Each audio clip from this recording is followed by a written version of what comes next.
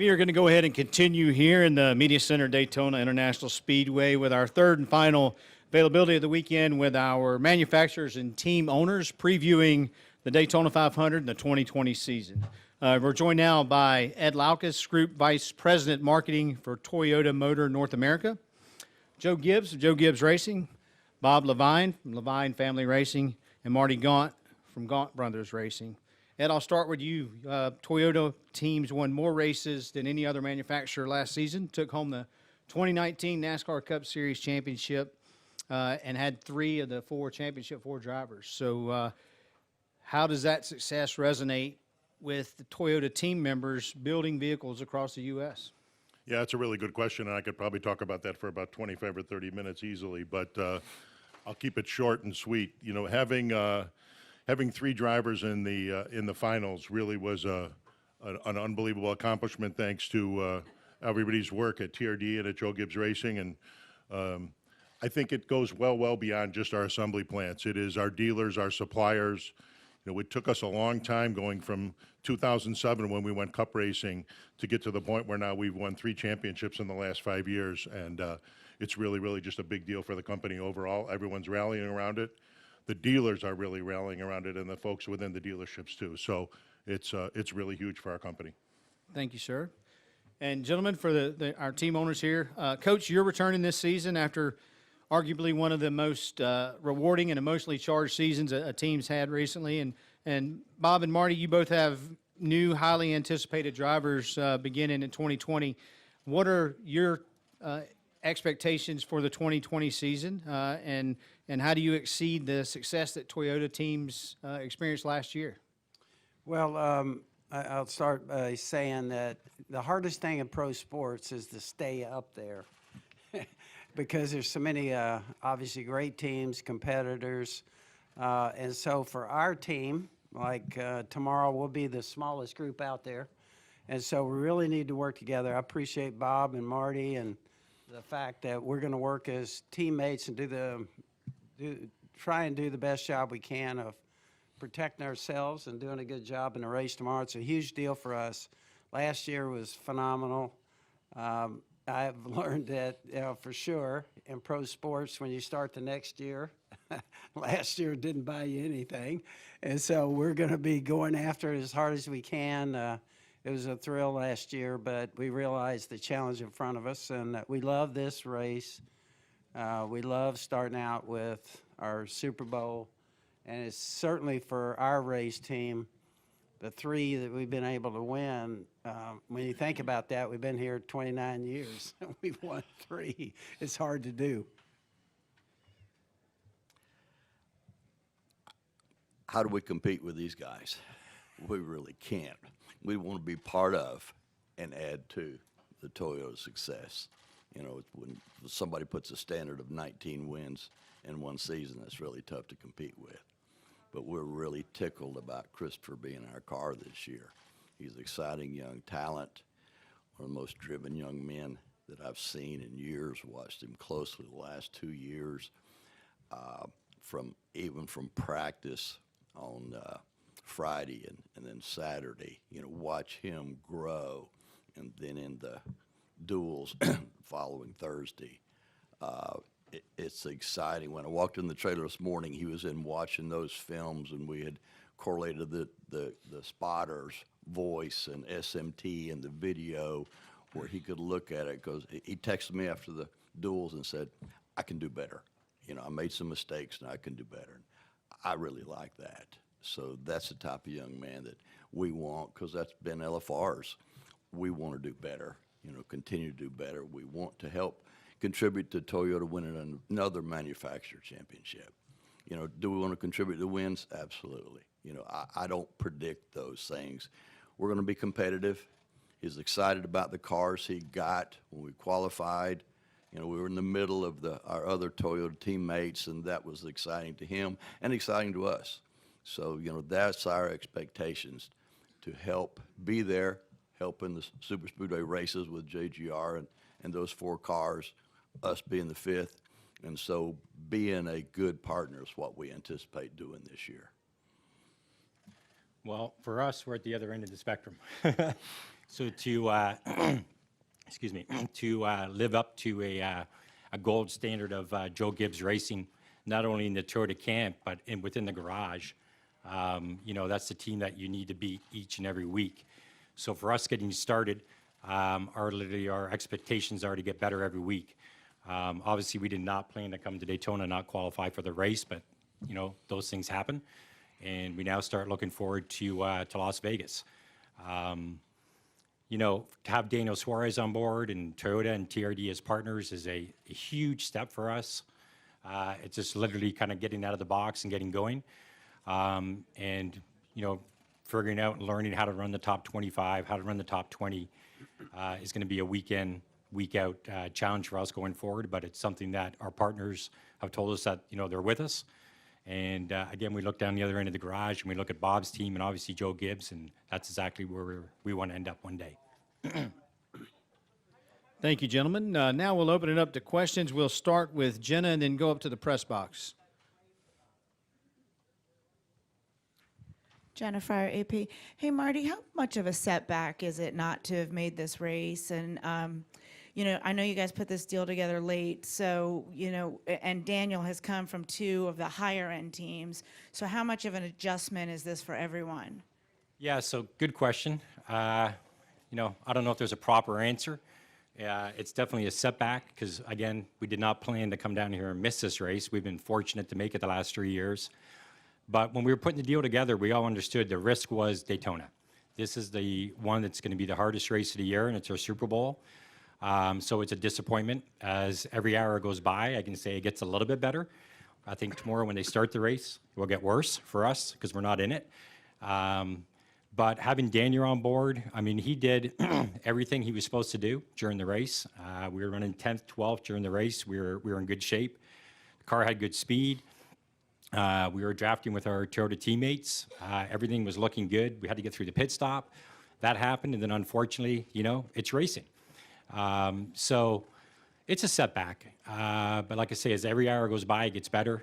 I flew home Thursday night, spent the day in the shop with the guys on Friday, and then flew back this morning. But right now, we're focusing on getting to Las Vegas, and we got to get out of the gate. We thought here we get out of the gate, build some momentum, get into Vegas, but it's a huge learning experience, and it's just something that we're gonna have to just work through.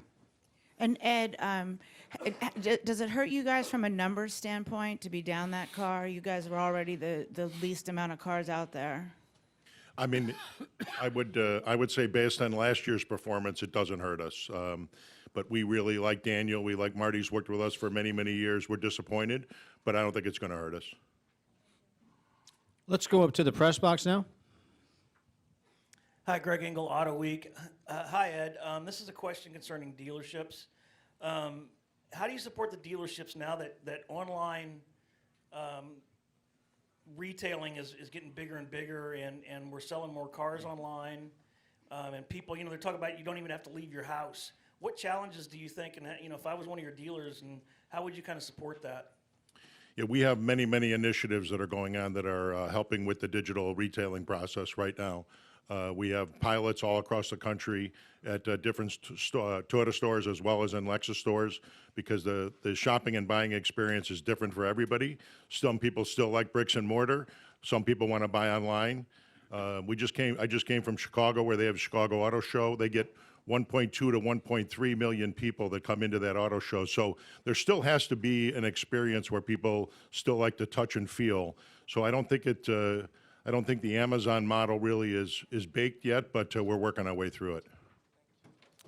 We're going to come up front here to Kelly, and then we'll go to Jacob. Kelly CrandallRacer.com. I have two for Bob. Bob, you've spoken the last couple of years about wanting to get to this point where you had an alliance, you were one of the stronger teams, getting to be a contender. Does it feel different then this year, walking through the gate where you have all of that? Do you feel like a big-time team owner now in this series? Not yet. We hope to. It's been progression because this is our first year for full-time, and we have gradually progressed. And last year with Toyota and TRD and Coach Gibbs, we raised our level with Matt driving the car. And this year we feel like we've done it again. So, expectations I don't like to put out there, but, yes, we do have higher expectations, and it's enjoyable. Probably my internal feelings of walking. Last year, I kind of hoped our car was going to be good enough, and a lot of times it was. A lot of times bad things happen. This year, I expect our cars to be good enough. You never know what's going to happen, because here. But I also know our guys are great in the shop. Over the 5 years or more we put them together. We really just got 2 adds this year, Christopher and Jason. Everybody else remained the same. They did a great job last year. So I have confidence in those guys. We've raised our level of performance and expectations and, information and cars.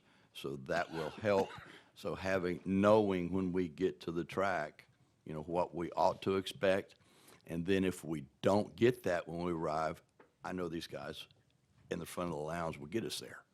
And that's a little different feeling. So, big time, no. We're just a single car team. And, we like that underdog role. It's enjoyable doing that because it's tough on him when he wins 19 races. Because where can you go? Win 19 is tough. So it's a lot of stress there. Well, we haven't won yet. So, when we get that one with Christopher, I'm sure we'll start adding up, but I welcome that stress. The second part of that is the hauler is parked on the front end of the garage this year. Has it ever been on the front end of the garage, the front side of the garage, and how does that feel? He's inside the garage. I've been exactly right, Marty. I can remember our first race at Bristol. We parked outside because they couldn't, and we didn't have a tent over us. And the most thing I was excited about when I looked at the map that NASCAR sent us was we were next to the restrooms. I'm just like, that's pretty cool. When you're way over here, you got a long way to go. And some of us are getting a little older, and use them often. So that was a plus. And in fact, I think Jeremy, our president, called me. He said, "Did you look where a hauler is?" "Oh, yeah, isn't that cool? Next to the restroom." "No, that wasn't what I meant." Yeah, it's kind of nice to be on that side because we can get out quicker out to the track. So it's a good feeling. I can remember last year, year before last, when Casey was with us, he was used to a lot of people coming around his hauler. And we were in the back of the garage, and he was sitting outside with me, and he said, "Man, I really like this. Nobody's bothering me." I'm like, "Dude, we're trying to get people to bother you. We're not trying to run people away." So we like that. We like our drivers to be popular and our guys to know. And it's a good feeling. Yes, it is. We'll go in the middle to Jacob. Jacob Zielman, Speed Sport. Marty, I know you touched on it a little bit in your earlier answer, but if you can elaborate, just now as a team, what do you guys have to do to really come together, rally, bounce back from this so that it doesn't become a long-term hole, so that you can go to Vegas here next week and be, right back at the top of your game and be hopefully where you need to be? Yeah, so you learn a lot about yourself when you get into situations like this, and adversity makes you stronger. So literally, when it happens, you literally got to collect your thoughts and go, what now? So we've already had a lot of conversations, deep in the night, Thursday night, yesterday at the shop with all the guys, literally picking them up off the floor, and start talking about Las Vegas. So, it's a team sport. There's no other sport like NASCAR racing and how it works. I can tell you one of the first calls I got, people reach out, was the folks from Toyota. And, this is a long-term vision for us. And, when you have great partners like that, and CommScope and Coca-Cola, and, talk to the folks over there and said, this is what happened. I don't mind telling you, I picked up the phone to call the CEO of CommScope, and I thought, what am I going to say to him? Well, guess what? He answers the phone, you just start talking. And he understood, these guys run very large companies, and things go wrong. And you have bumps in the road, and you got to figure out how to get through them. So we're lucky enough that we have great partners. We got great teammates. Daniel's been outstanding. You know, he was depressed, as bummed out as we were, but, you know, literally Friday morning, you know, the tone of the text started changing and the tone of the conversations, and, you know, we're looking forward to, you know, how do we get to Vegas and what's our plan for Las Vegas. We'll go to the far left to Al. Then we'll go to your Tom. Okay, yeah, Al Pearson, Motor Week. Coach over here, Yeah. considering the relative advanced age of some of your drivers and the relative youth of some other of your drivers, give us your driver lineup for 5 years from now. Yeah. Al, that is a challenge, let me put it that way. But really, yeah, gosh, you can't even, I think, guess what's going to happen. We got so many young guys that are coming on right now in our sport, which is exciting. As everybody here knows, you know, we love our Xfinity program. Today, we're going to have 3 young guys out there. And they're all excited about being a part of the NASCAR. We all think they got great futures. We work together with Toyota and all of our guys there to try and pick young people.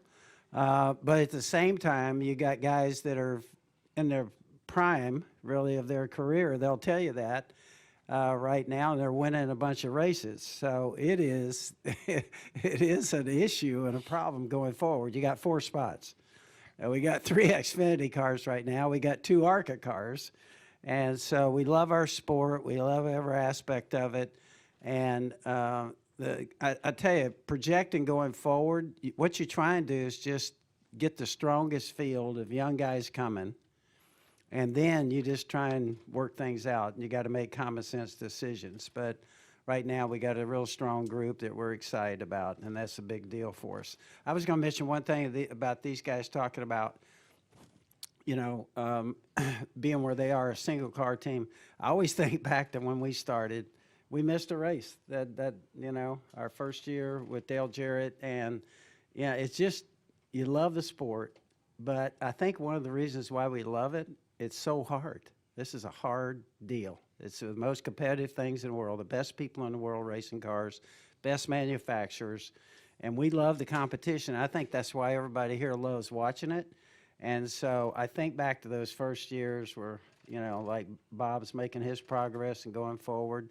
And I think the thrill for that is that you can continue to add and climb and get better and better. And so that's the thrill. I admire these guys because, you know, Bob and Marty, it is hard. But at the same time, it's probably one of the most rewarding things I've ever done. Tom Go Bowles. to the back left to Tom. Go ahead. Tom Bowles from Front Stretch. Joe, following up on that a little bit, I was wondering if you'd talk about Eric. You know, very strong start for him, the Speed Weeks, winning the Clash. How important was it for him to get off to a strong start in 2020? And what's the challenge when you have 3 teams that are performing at a high level, and then, you know, Eric struggled last year, to get that team up to speed in the offseason without reducing your efforts on the other 3 teams? Well, I would say definitely for our drivers, Eric is the one that it meant the most to.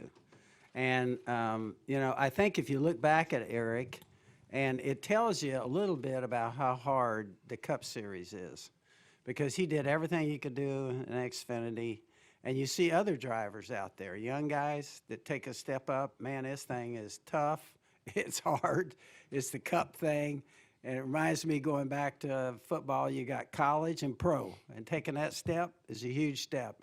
But I think also, if you look at what Eric did last year towards the end of the year, I mean, to win that Darlington race, and then he was up there, I think, pretty much every week after that. And so I think he's taken that step up. But it is, I can't emphasize enough how hard it is, I feel like, when you can't keep watching some of these real talented young guys step up.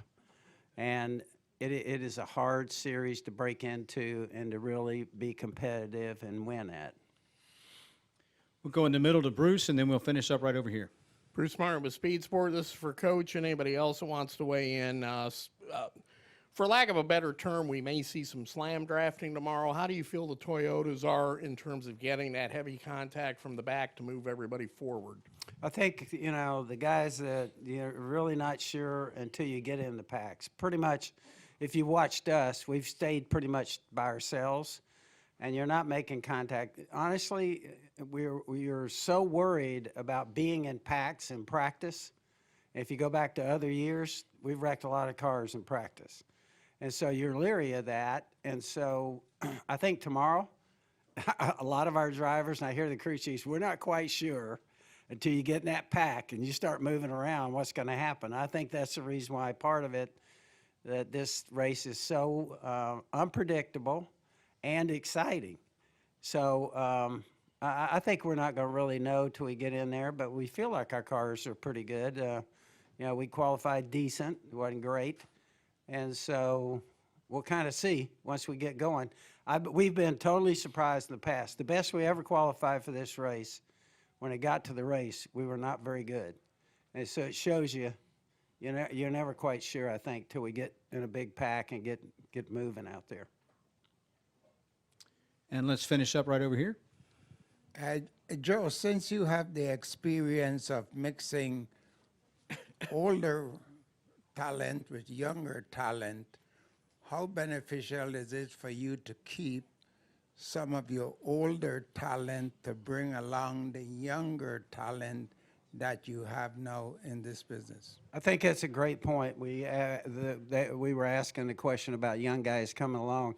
In our competition meetings, I got to tell you, it's one of the most rewarding things. We don't hold anything back. And we got 3 veteran guys in there, and then you have Eric. And what happens in that competition meeting, they share everything. And I think it is a huge learning curve for Eric. You know, to sit in there, listen to those other guys. Now we're going to have Christopher in there. I think for both Christopher and Eric, I think it's a great learning curve. And I'll say this, they share everything. They talk about every single aspect of the racetrack, what they thought about it. And the other thing that's really amazing to me, you would think driving a racetrack would be pretty much similar. They're totally different in racing cars on different racetracks. Denny will sometimes approach the track totally different than Kyle, Martin. And to hear all that, I think it's a big deal for the young guys. Gentlemen, thank you for sharing some time with us today, and good luck this weekend. Thank you there. Way to go, Edward.